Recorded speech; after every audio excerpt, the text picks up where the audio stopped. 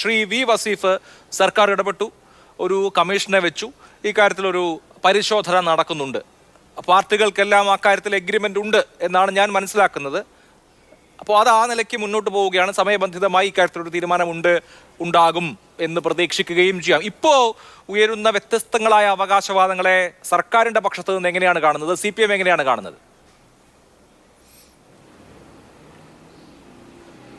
അഭിലാഷ്, ഇവിടെ കേരളത്തിൻ്റെ ഒരു വലിയ പ്രയാസം എന്തെന്ന് വെച്ചാൽ നമ്മുടെ പ്രതിപക്ഷ നേതാവ് ഇപ്പോൾ ഒരു വെറും ഡയലോഗ് സതീശനായി തന്നെ തുടരുന്നു എന്നുള്ളതാണ്.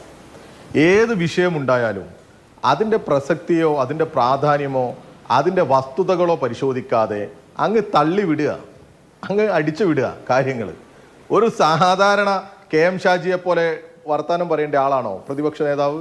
അല്ലല്ലോ. കാര്യങ്ങളെ മനസ്സിലാക്കി പറഞ്ഞാൽ പോരെ. അതും അവിടെ ചെന്ന് എത്ര നിരുത്തരവാദിത്തപരമായിട്ടാണ് ഈ സ്റ്റേറ്റ്മെൻറ്റ് നടത്തുന്നത്. അങ്ങനെയല്ലല്ലോ നടത്തേണ്ടത്. അവിടെ ഗവൺമെൻറ് വളരെ കൃത്യമായി നിങ്ങൾ സൂചിപ്പിച്ചതുപോലെ ജുഡീഷ്യൽ കമ്മീഷൻ്റെ രാമേന്ദ്രൻ നായരെയൊക്കെ നിയമിച്ചു. അതിലെ പരിശോധന നടക്കട്ടെ. ആ രീതിയിൽ വിഷയങ്ങൾ വന്നു കഴിഞ്ഞാൽ അത് പരിശോധിച്ചിട്ടല്ലേ പിന്നീട് എന്തെങ്കിലും പ്രശ്നങ്ങളുണ്ടെങ്കിൽ അവിടെ നമുക്ക് ആ രീതിയിൽ ഒരു നിലപാടിലേക്ക് പോകാം. അല്ലെങ്കിൽ ഇരു വിഭാഗത്തെയും യോജിപ്പിക്കുന്ന നിലപാടെടുക്കേണ്ടതുണ്ടോ, അല്ലെങ്കിൽ അവരെ വിളിച്ചിരുത്തേണ്ടതുണ്ടോ, അപ്പോഴൊക്കെ അല്ലേ സംസാരിക്കേണ്ടത്. എന്തിനാ ഇദ്ദേഹം ഇങ്ങനെ ഒരു സ്റ്റേറ്റ്മെൻറ്റ് നടത്തി പോകുന്നത്? ഇവിടെ മുസ്ലിം ലീഗിൻ്റെ ഭാഗത്തു നിന്നുള്ള മറ്റൊരു നിലപാടുണ്ട്. ഇപ്പോൾ മുസ്ലിം ലീഗ് ഒന്നും മിണ്ടുന്നില്ല എന്നാണ് പറയുന്നത്. മുസ്ലിം ലീഗിന് മിണ്ടേണ്ടതില്ല എന്നുള്ളതാണ്. മുസ്ലിം ലീഗ് എന്ന് പറയുന്നത് ഈ മതത്തിൻ്റെ താല്പര്യം മാത്രം സംരക്ഷിക്കാൻ നിലനിൽക്കുന്ന രാഷ്ട്രീയ പാർട്ടിയല്ല, ഒരു സംഘടനയല്ല. അവരൊരു രാഷ്ട്രീയ പാർട്ടിയാണ്. അവരെ സംബന്ധിച്ചിടത്തോളം അധികാരവും സമ്പത്തും ഒക്കെ തന്നെയാണ് അവരെ സംബന്ധിച്ചിടത്തോളം ഒരു മുഖ്യ അജണ്ട. അതിലെന്താ തർക്കം? അത് ഞങ്ങൾ മാത്രമല്ലല്ലോ, ഇവിടെ കേരളത്തിൽ എല്ലാവരും പറയുന്നതല്ലേ. അധികാരം നഷ്ടപ്പെടുന്നു അല്ലെങ്കിൽ അധികാരം തുടർച്ചയായി ഇല്ലാതെയാകുന്നു എന്നുള്ളത് മുസ്ലിം ലീഗിനെ സംബന്ധിച്ചിടത്തോളം വലിയ പ്രശ്നമാണ്. ആ മുസ്ലിം ലീഗ് ഇവർക്കിടയിലുള്ള പ്രശ്നങ്ങൾ പരിഹരിക്കാൻ ഇവർ നേരത്തെ കാലി ഫൗണ്ടേഷൻ ഉണ്ടാക്കി, നമ്മൾ കണ്ടില്ലേ. എന്നിട്ട് ഇവർക്കിടയിൽ ഈ സമസ്തയെ തന്നെ അടക്കി നിർത്താൻ ആവശ്യമായ ഇടപെടൽ നടത്തുക, ഭീഷണിപ്പെടുത്തുക, ഒരു ഭാഗത്ത് അങ്ങനെ നടത്തുക. പിന്നെ വൈകാരികമായി ചില സ്റ്റേറ്റ്മെന്റുകൾ നടത്താൻ ഈ ഷാജിമാരെ പോലെയുള്ളവരെ അങ്ങ് ഇറക്കി വിടുക. ഒരു കൊട്ടേഷൻ കൊടുത്ത് ഇറക്കി വിടുന്നത് പോലെ ഷാജിമാരെ ഇറക്കി വിടുക. എന്നിട്ട് പറയാ ഷാജി പറയുന്നത് ഞങ്ങളുടേതല്ല.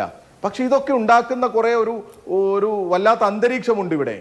ആ അന്തരീക്ഷത്തെക്കുറിച്ച് കാണണ്ടേ? ഇപ്പൊ കോൺഗ്രസ് പ്രതിനിധി പറയുക ശബരിമല എന്താ ശബരിമലയെന്ന് ഞങ്ങളാരോ പറഞ്ഞു അദ്ദേഹത്തോട് ഇത് പറയണം എന്ന്. 10 മിനിറ്റ് കൊണ്ട് ഇപ്പൊ ശരിയാക്കിയാമെന്ന് കുതിരവട്ടം പപ്പു പറഞ്ഞതുപോലെ അതാ ഇപ്പൊ ശരിയാക്കാം എന്ന് പറഞ്ഞത് ശബരിമലയിൽ നിന്നല്ല VD സതീശൻ. പിന്നെന്താ പറഞ്ഞത്?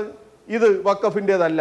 അങ്ങനെ തീർപ്പ് കൽപ്പിക്കാൻ ഞാൻ ആളല്ല എന്ന് ഇപ്പം പറയാം, ഞാൻ പണ്ഡിതനല്ല എന്ന്. ഇതൊന്നും അദ്ദേഹത്തിന് നേരത്തെ അറിയില്ലേ? അപ്പൊ ഈ വിഷയത്തിലൊക്കെ ഒരു അവധാനതയോടുകൂടി ഒരു കാര്യപ്രാപ്തിയോടുകൂടി നിലപാട് പറയുന്ന നേതൃത്വമായി കോൺഗ്രസും മുസ്ലിം ലീഗും ഒക്കെ മാറണം. അതാണ് ഞങ്ങൾക്ക് ഈ വിഷയത്തിൽ പറയാനുള്ളത്.